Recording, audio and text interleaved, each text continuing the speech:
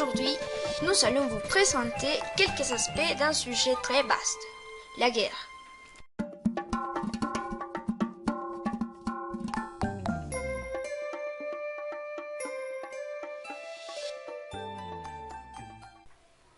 Commençons pour quelques calculs. Seulement en Syrie, plus de 93 000 personnes, dont au moins 6 500 enfants, ont été tués depuis le début de la guerre civile en mars 2011. Imaginons qu'un jour, pendant un match classique, on fait exploiter le stade El Campín et le stade Atanasio Girardot plein de faim. Cela serait presque la même quantité de morts. Depuis 1960, les guerres et massacres en Afrique ont laissé plus de 9 millions de morts. C'est comment faire disparaître New York. Et le conflit le plus sanglant de l'histoire de l'humanité, la Seconde Guerre mondiale, a occasionné plus de 50 millions de morts. Cela serait comme la destruction de toute la Colombie. Mais d'après ces chiffres, est-ce qu'on peut assurer que les guerres ne sont que des conflits dévastateurs qui laissent seulement des morts et des dépenses? Pourtant, les guerres sont toujours des luttes qui amènent des changements radicaux pour le peuple et dans cette mesure, est-ce que les guerres sont inutiles ou au contraire, elles peuvent développer l'essor d'une nation? Dans le but de répondre à ces questions, on va montrer la définition de guerre.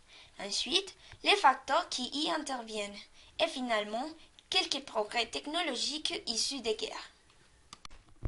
La guerre n'est pas seulement un conflit social, mais aussi un instrument politique qui peut entraîner de plusieurs causes et intentions telles que le maintien ou le changement des relations de pouvoir, ou dirimer des différences économiques et ou territoriales, etc. Quand on parle de guerre, il faut tenir en compte plusieurs facteurs comme la politique et la géopolitique.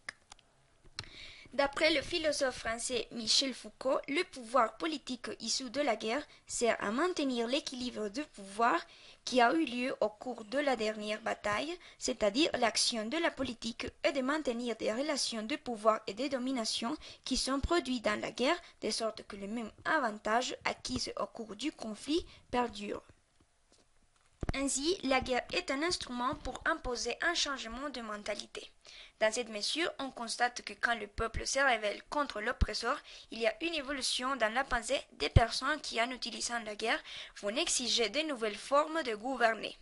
Pas loin, un célèbre cas qui illustre l'effectivité de la guerre dans l'abolition de la monarchie absolue, la Révolution française. Aussi, la reconstruction de l'Europe occidentale après la Seconde Guerre mondiale montre la naissance d'une mentalité de progrès et égalité fondamentale dans l'essor de ces continents. Ainsi, la guerre peut rompre un schéma et entraîner à notre mieux. Mais attention, disons que la guerre peut amener une évolution sociale quand il s'agit de devenir un peuple plus libre, comme le cas de certains pays du Moyen-Orient qui vivent aujourd'hui des constantes guerres civiles afin d'avoir un système politique plus démocratique. Pourtant, il faut remarquer que parfois il y a des bandits hors d'une guerre civile qui en profitent puisqu'ils vont manipuler la situation dans le but d'obtenir des bénéfices. Voyons le cas de la Syrie.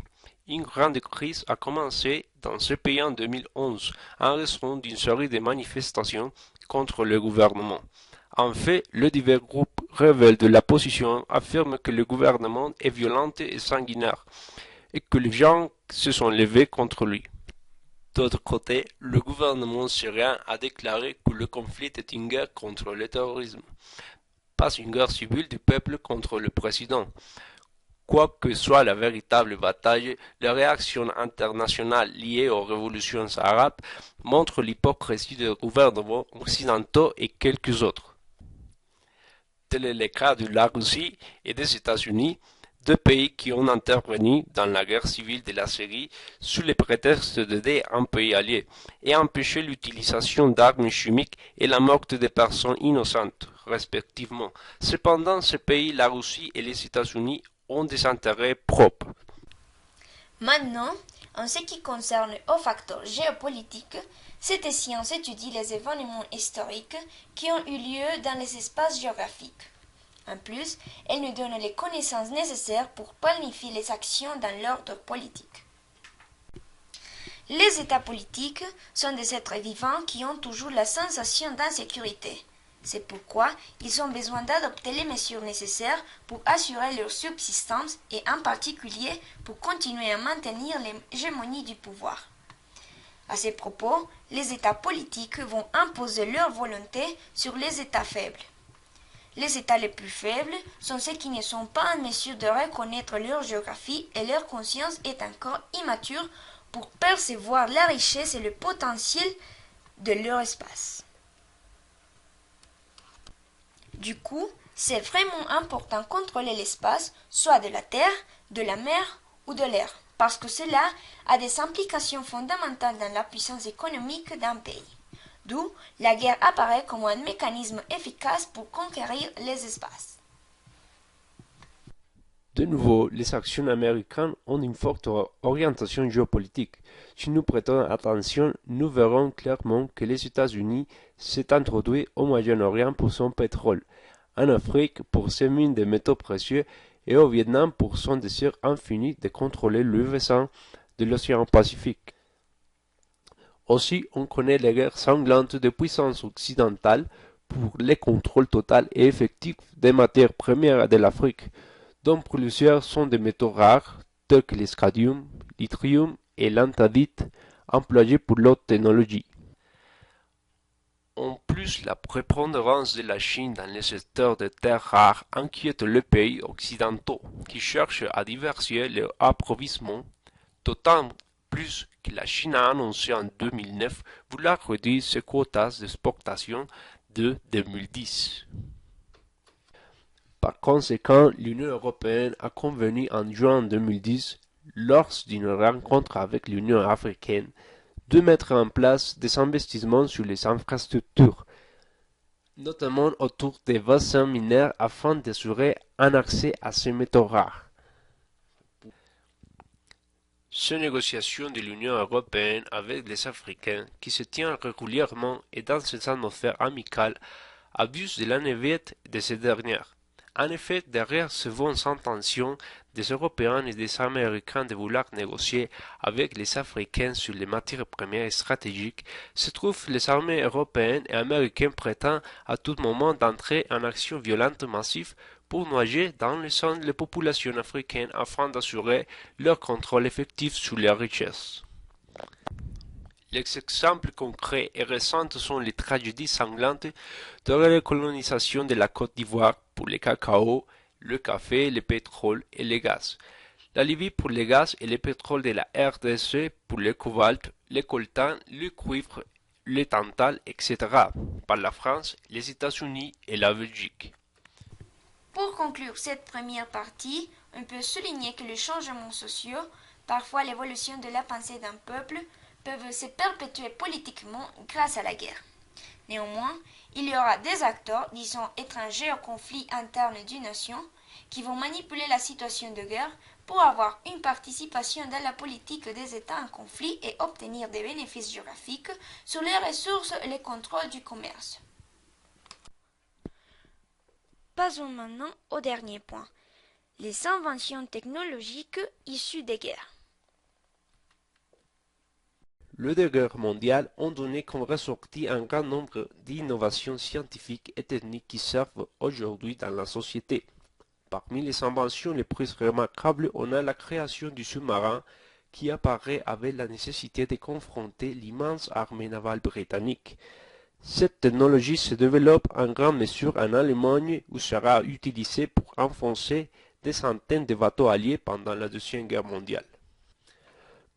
Actuellement, les sous-marins sont utilisés avec d'autres propos non belliqueux comme les expéditions et l'exploration des profondités marines. De la même manière, le tank a été créé en Britannique pour croiser les tranchées ennemies, en plus d'être impénétrable au feu des mitrailleuses et de l'artillerie ennemie. Cette nouvelle invention ce sera l'arme éclair des nazis pendant la Deuxième Guerre mondiale. Dans la Première Guerre mondiale, les avions de combat manquaient des instruments de médiation. Donc le pilote devait calculer les directions, distances et la quantité de combustible restante avec des montres. Pour faciliter son usage, il attachait des horloges avec courroies à ses bras ou jambes. Cela deviendrait l'apparition des montres bracelets actuellement utilisées en grande mesure dans la vie quotidienne. L'apparition du gaz moutarde marque le début des armes chimiques dans la guerre. Il a été employé dans la Première Guerre mondiale afin de débrasser les champs de bataille. Son inhalation produisait irritation et agonie dans les victimes, et parfois il pouvait occasionner la mort. Il y a quelques années, le gaz a été utilisé dans la santé pour le traitement des maladies de la peau comme les psoriasis. Aussi le phosgène, un gaz utilisé pendant la Première Guerre mondiale qui a provoqué le plus grand nombre de morts car il a attaqué directement le système respiratoire de victimes. Actuellement, il est employé dans l'industrie pour la fabrication de pesticides. Même les nazis ont laissé un héritage pour la société moderne.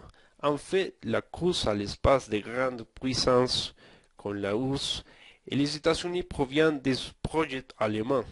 Ainsi, les programmes de développement de fusées spatiales, comme la création de l'Apollo 5, utilisé pour arriver à la Lune, fut dirigé par l'ex-partisan nazi Wernher von Braun, développeur du missile V2 qui a provoqué la mort de milliards de personnes pendant la Deuxième Guerre mondiale.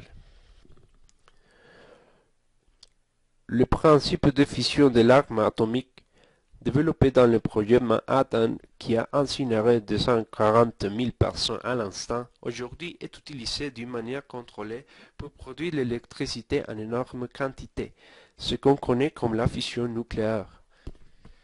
Ensuite, on ajoute les radars, intégrés dans un système de défense aérienne par les Anglais en 1935, mais aussi sur les navires pour la veille des Allemands. On peut rajouter le sonar, dont la jeunesse remonte à la fin de la Première Guerre mondiale, qui a été aboutie dans les Britanniques durant l'entre-deux-guerres et qui était opérationnel en septembre de 1939. Quoiqu'en matière de détection, le radiocompas a aussi joué un grand rôle dans les luttes anti-sous-marines. On peut constater que la guerre peut apporter un aspect positif en forme de progression, puisque d'après les exemples mentionnés, la guerre impose le développement technologique. Même si quelques objets ont été utilisés pendant la guerre pour des fins militaires, après ils ont été employés pour faciliter la vie des hommes. Peut-être aujourd'hui, la technologie avance très rapidement, mais avant, il fallait de vivre dans des circonstances difficiles pour développer de nouvelles technologies. En somme, rien ne justifie la mort des personnes, mais il ne faut pas nier que la guerre, comme les situations difficiles dans la vie, sert à fortifier les capacités des personnes, si ces dernières résistent au désir de survivre. Les guerres n'est pas inutile quand on apprend d'elles. Bon, voilà, nous espérons que ce petit reportage vous invite à la réflexion. Merci.